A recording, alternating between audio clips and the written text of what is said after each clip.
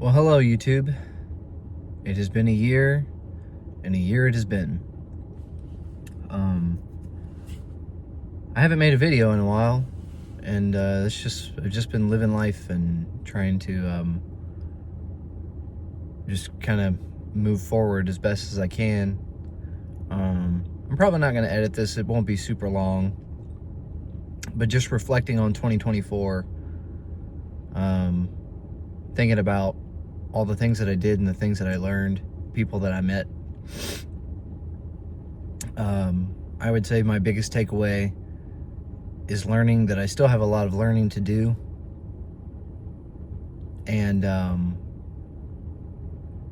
finally having some peace and finding some peace in knowing that the journey takes a while. And once I finally accepted, because they call Nashville a 10-year town, once I finally accepted and said to myself, this could take me 10 years. And once I was like, I'm okay with that, I just really kind of slowed down and didn't feel as in a hurry as I have felt pretty much over the rest of the year. I kind of came to that point sometime in October. It's been a year. I got to meet some cool people, go to some cool shows. I met Theo Von at Whiskey Jam in January. That was really cool. I also met Caleb Presley. That was cool. And then that I saw Steven Wilson Jr. play at that same Whiskey Jam, and that was kind of a life-changing moment for me. And then pretty much from that point on, I just gigged. I did a lot of songwriter rounds, and at one point I think I was doing 2 or 3 a week, and that got pretty exhausting. And then in July I lost my job, and so I kind of had to find a new normal, and that wasn't fun, but life goes on, and I figured it out, but it took some time. And sorry, I just had lunch. And then in October I got to meet my hero, Post Malone. That was really cool. It was just kind of a random thing. A friend of mine, he and I had played a show Friday night, and I asked him afterwards if he wanted to go out, and he was like, no. He's like, but if you'll ask me tomorrow, we can go out tomorrow. And so we ended up going out on Saturday night, and it was like maybe 1 o'clock in the morning or something. We were at the Tin Roof over in Midtown, and he was like, yeah, I'm gonna go home, and I hadn't really had anything to drink, so normally I would go home at 1 o'clock in the morning. I'd be like, yeah, it's time to pack it in. But for whatever reason, another friend of mine was at Losers, and for whatever reason, I was just like, I'll just go down there and hang out with him. And I went down there, and Post Malone was down there, and that was really cool. I may edit this just to put the picture, but I don't know.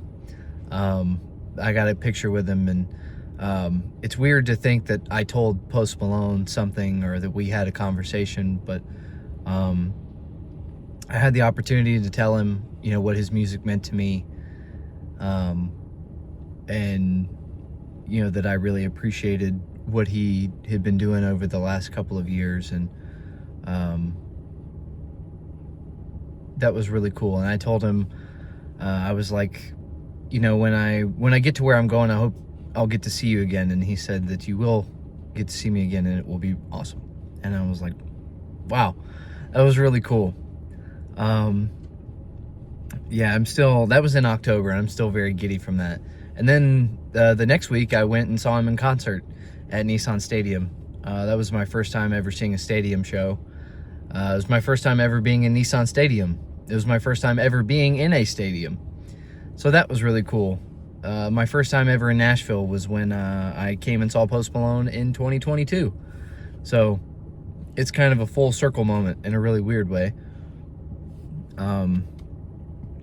You know, but all in all, it was a really good year. I played some cool shows, got to meet some cool people, and wrote some cool songs. And I'm hoping in 2025 to start putting more of that out. Whether it be at least on YouTube or hopefully some studio recordings as well. I don't know.